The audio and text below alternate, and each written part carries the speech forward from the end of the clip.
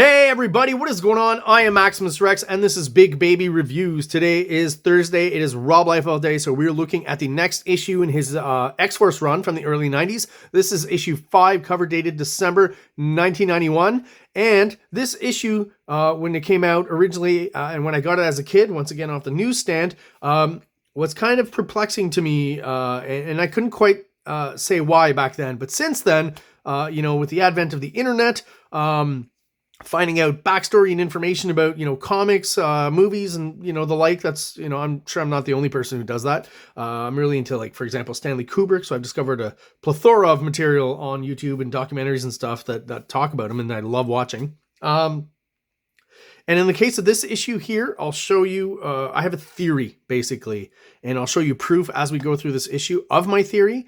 And what that theory is that in and around this time is probably when Rob Liefeld started working behind the scenes on his Image stuff, like Youngblood and Berserkers, whichever came first, which I feel like maybe he did Berserkers, was thinking of doing that on his own. There's that whole situation where Marvel, some editor called him up and gave him shit and said, you can't do that. And maybe that kind of scared him off the Berserkers kind of concept, and then he moved on to Youngblood, right? Which, if you don't know, originally was actually some sort of pitch for a new Teen Titans series for DC Comics. That's how it started out as. But that eventually morphed into Youngblood. So in and around this time, whatever he was preparing for Image Comics, I think he started. And again, I'll tell you why and show you proof as we go through the issue. But basically what I posit is that starting with this issue, it's happened a little bit before in prior issues. We've seen stuff. I've pointed out that I think maybe Murat Michaels drew, who I know who was his assistant around this time, and some stuff that Eric Larson inked, right? So he's getting a bit of help here and there. Not the end of the world. I'm not crapping on him for that. That's fine. He's got to hit his deadlines and stuff. But starting with this issue, I feel like there's a lot more help from some studio mates, and I'll point that out because Rob Liefeld himself is probably spending more time drawing up those Youngblood pages. And there's a consistency there in the art level that, issues 1 to 4 of X-Force to me kind of lead in art-wise more to Youngblood #1 and that level of art. Whereas with this issue here at Marvel, yeah, the art starts to dip a little bit. Again, because my theory, the use of assistants and Rob Liefeld, just kind of picking and choosing the pages he wants. Maybe he does layouts for the others. I'll talk about it more when we look inside again. But that's my theory. And rather than keep repeating that, I'm going to open up this comic and we're going to have a look inside, and I'll show you the proof that I think I have here. Great cover overall. I will say that with the hatching and stuff, you can tell that at this period, I feel like he's drawn like 18 hours a day, barely sleeping. And he's produced and has to get stuff out quick. Again, comes, exhibit A of my theory is the fact that if he's working on this and Youngblood at the same time, he's really working some long hours. So he's probably drawing really fast and just trying to burn through some pages. Although I think this cover is great. It's a typical kind of Liefeld team shot. And I feel like he probably drew this in an afternoon and probably inked it just as quick. Not that it's bad, mind you. I think it's great. Some coloring mistakes here. That should be yellow. But let's have a look inside, see what's going on. And I can prove my theory here. So what you'll see in this, there's some A, B, C stories in here. Okay. So what you'll see with I think it's a B story or C story, is basically what Rob Liefeld is going to be drawing in this issue himself, or inking, and I feel like the other pages with Deadpool here, Black Tom Cassidy, may have been laid out by Liefeld, but I think they were finished off by like Murat Michaels. And there's even a page in here where I'll talk later about the colorist. I'll talk a little bit about Brian Murray.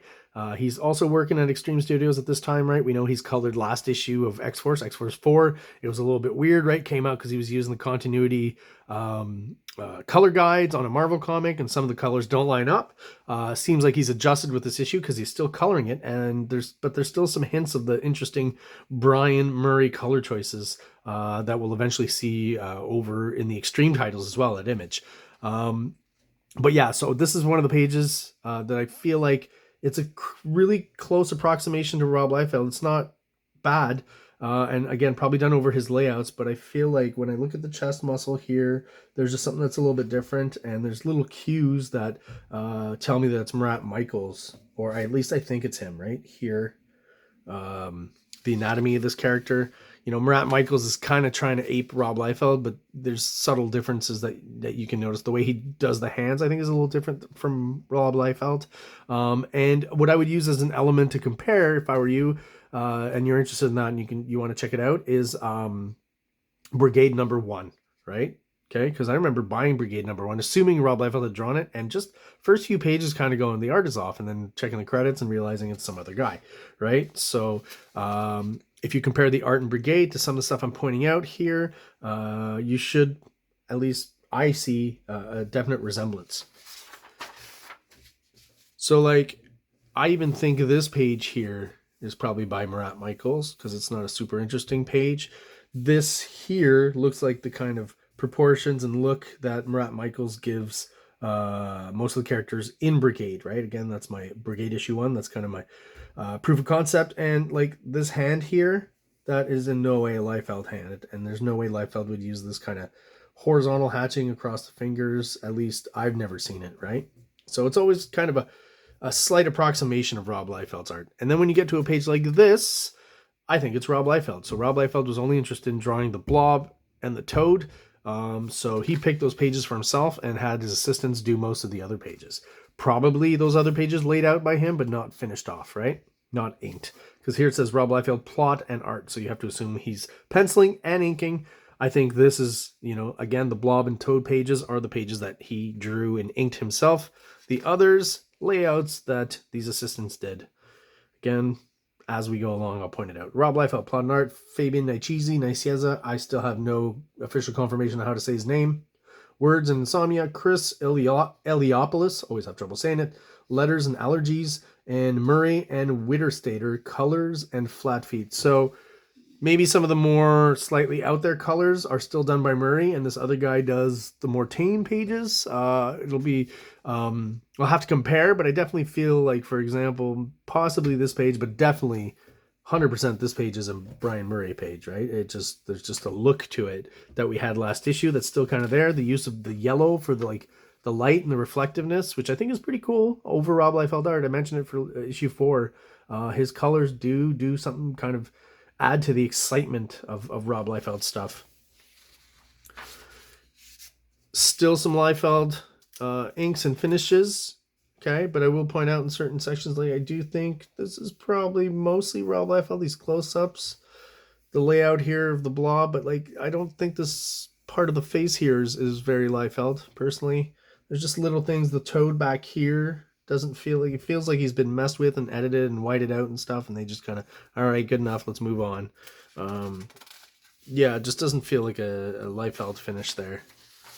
And this is some of the widest hatching you get, you know, that I don't think, like when you look at Youngblood #1, which again I feel is art-wise a continuation from X-Force #4, you don't get quite as wide of a hatching. This feels like it's being done really fast. Okay, so here's another page where, like, this face here, as much as it's trying to be kind of Rob Liefeld-ish, I feel is almost like a mix of Rob Liefeld and Jim Lee to a certain extent. And I definitely, if you look at Brigade #1, there are some faces that are very similar. So I'm going to posit that this is Murat Michaels doing most of this page, if not all of it. Here's definitely, this is not in any way a Rob Liefeld face. I don't know if Dan Fraga was around at that time, but like this is another page here that I feel is probably Rob Liefeld layouts, but finished by someone else. The faces are not Rob Liefeld women faces. There's approximations. The hair's all right. You know, that's pretty easy to mimic, I guess. But just, yeah, this face here, not at all the Rob Liefeld mold. More so of a Jim Lee look here, I would say. A bad Jim Lee, but still like an RT Bear Jim Lee kind of face. Over here, all of this is hilarious. Like, I definitely think this is a Rob Liefeld layout.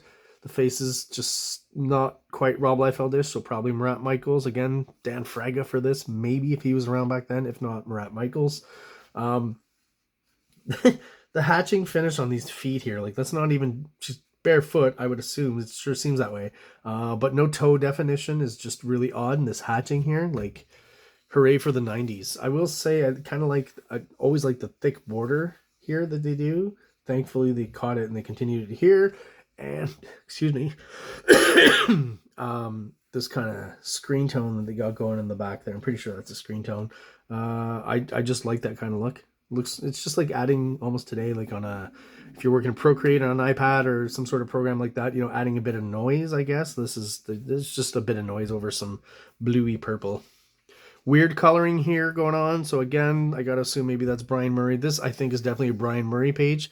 These just feel like he's very into like the yellows and the oranges and the reds, which I think is cool. I think it works really well. So yeah, definitely. And the way he does those highlights, it's like maybe in this issue he's having some of the same issues, just not so many, but some of the same coloring issues he had with the color coding in last issue 4, right? So you're just getting like, this is just real odd, right? Don't know what's going on there with the weird kind of pinky magenta in the back there. Very 90s. This here, this is almost like the same shot as a Battlestone shot from Brigade Number 1. I'm pretty sure it's almost like a swipe. You know, just again, a different level of weird anatomy than Rob Liefeld here. So definitely a page I think is, you know, finished off by Murat Michaels. I would almost say the same here, like the way the muscles are drawn here. It's the thumb. You'll notice when Rob Liefeld does fists, at least back then, it's almost, I hope you can see this properly. It's almost like the characters are kind of like this, right? And it's, I mean, no one really would hold something like that. You have a tighter grip. The thumb tends to go over this knuckle here, right? And whoever's drawing this actually got that close to right, or maybe try to approximate Rob Liefeld, but just not enough. Just, there's a difference there for sure. Still probably his layouts. Now here's where it starts to get a little wonky. I definitely still think this Murat Michaels probably on this page, right? There's some weird inking effects in the back here, which I think are pretty cool and work. Like, I like it. It's just very non-typical of Rob Liefeld, so I don't know what happened there, if that's Rob or one of the assistants working on these pages. When we get here, I definitely feel like this is Brian Murray actually inking, you know, the layouts or doing the finishes here. Because the way it's being hatched is very this, you know, to prove this point of evidence, you know, to my theory, I would direct you towards Supreme issue 1 and look at that. And you got to assume that a lot of these guys were probably started drawing those first issues, you know, not very long after this, right? So it's almost like Rob's getting them to help him finish the issue so he can work on Youngblood again. And by doing so, they're also gaining some much needed experience for, you know, if he's planning, you know, at the beginning, he's like, if this goes well, you know, might release some secondary, you know, characters and comics out of the Youngblood line. Well, I'm going to need these guys to draw them for me. So yeah, I definitely think all of this page, if you compare with Supreme and the way it's being finished and inked, is Brian Murray. Still him doing the colors, I would assume too. A lot of yellows and oranges and reds, right? So just like the issue yesterday with the Hulk, I don't remember seeing these as a kid, so I guess these are more regional kind of ads or something that they would include. They're on better quality, like magazine paper in the middle. I honestly don't remember having that in my original issue of X-Force number 5. This is not, you know, I guess I lost it at some point and I bought it again, more than likely in a dollar bin, which is great. Yeah, again, just not fully Liefeld here. It's almost like maybe this shot here, you know, he's often said I always ink the faces, but this does not look like Liefeld to me at all. This looks like Murat Michaels. And let's mention the kind of cool Modi weird hairline that he's got here, Shatterstar. Like, you know, even in the back in the 90s, I don't think this is a cool looking haircut. Let's be honest. And here, I mean, this was would always throw me off as a kid, which eventually, you know, when I read Supreme and stuff a bit later when I was 12, 13, I realized that Brian Murray had drawn this 100%. I feel like Liefeld's layouts at this point were probably so minimal that he just kind of did it in his own, as much as possible. You know, he still did kind of the Liefeld-esque hatching, but this is 100% Brian Murray. Looks a little bit more like, you can see a bit more of the continuity comics, Neil Adams kind of influence here. You know, the generally better anatomy, if I can say that, or more realistic anatomy to a certain extent. And this panel here too at the top, even though it's, you know, Liefeld does this angle a lot, the finish and stuff and the rendering The body language, even of Shatterstar here, I think, is definitely not Rob Liefeld. And in this case, I would posit that this page was mostly done by Brian Murray. This one as well. Like, look at like how much actual, you know, facial deconstruction there is to all the chin and, you know, the dimple under the nose, and like it's really well done. This is, even though it's very 90s hatching, this is a very, someone who knows how to illustrate drew this panel here, right? Not saying that Rob Liefeld doesn't, but he doesn't use it a lot. I've seen stuff where he can clearly do illustrative art, photo reference art and stuff like that. But yeah, there's just a more kind of refined illustrative sheen to it. And again, lots of yellows and oranges and reds. This Brian Murray for sure colored these pages. And I mean, look at this, the face of Siren here does not in any way resemble any kind of Rob Liefeld rendering. That's definitely, once again, Brian Murray. Like, this is a layout. Well, this is not 100% Rob Liefeld, but pretty close. Closer anyways. This looks completely different.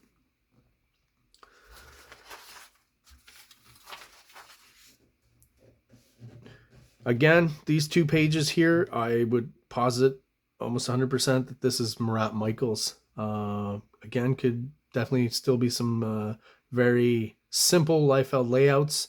The smoke here, I can't imagine that that's a Liefeld decision. I think that's someone finishing a page, adding some more detail, create some layering and stuff. Yeah, the even like, it's still an approximation. I even think this level of hand is better here than Rob Liefeld would do. Okay, so it's an approximation of Rob Liefeld, but even this angle, I think, is just, you know, just a much better angle and much better drawing. This out of context, I think, is a pretty good drawing here of Nick Fury. The wide open hatching, the weird coloring. So I'm gonna assume once again, lots of oranges and yellows. Got to be Brian Murray doing these pages. And yeah, there's just nothing here that I recognize it. I'm 100% certain this is Murat Michaels. And then we get back to an actual Rob Liefeld page here because he's in the mood to draw the toad with his big smile. I've said before, I really like Rob Liefeld's version of the Blob, so I guess it shows. He probably does too and enjoys drawing them, right? But yeah, just a B story here, C story with Rob Liefeld in his own comic. Kind of funny that he would give himself the C story. Bit of a fake out here where you think that's the end of the issue. I remember being a little bit confused. I don't know if that's a production issue, but like, oh, this is the last page. What a weird way to end. It doesn't, you know, indicate or anything. But, you know, then we go flip around and we get one last Liefeld trope. Didn't think I would have to pan the camera here. We're close enough. Maybe if I do this, we can get it all into frame. Right about there. Close enough, right? So we get a Rob Liefeld trope of the double page splash that you got to turn and look at vertically. Great shot. This is probably, you know, what he spent most of his time this month on X-Force working on, this double page spread here. I'll still give him credit. He's got some inserted panels here that do move along the storytelling, even though this shot here and this shot here is basically the same, right? Close enough. I mean, the fact that he did move them around, it's almost like an animation effect. It's almost like watching a cartoon, I guess. And he spent a lot of time on Sauron here, making him look cool, and it works. And then seeing his wife here lose her life force, rather, and that's how the issue ends. Kind of creepy. But that's it. So yeah, I think Liefeld probably did himself a grand total of about 4 or 5 pages in this comic. So there you have it. That's my review of X-Force number 5. Do you agree or disagree with my theory regarding this comic? Let me know in the comments. If you have any interesting tidbits, let me know as well. If you have any questions, ask away. Thank you to those who are subscribed and still watching. I really appreciate you being out there and being loyal. Those of you who are watching but are not subscribed, please do me a favor and subscribe below. It takes a quick second for you and it really helps the channel, helps grow our numbers, helps get us out there to more like-minded people who hopefully are into the same kind of material that we are into. So everyone out there watching, thank you so much for your time and I hope everyone has a great day. King Comics presents Big Baby Volume 1, Issues 1 to 13, 204 pages of story and art. King Comics also presents Star Crasher one-shot, 32 pages, cosmic sci-fi surrealist adventure. You can find these fine comics at kingcomics.ca, at MaximusRex13 on Instagram, or on Facebook, MaxRex or Big Baby. Like, subscribe,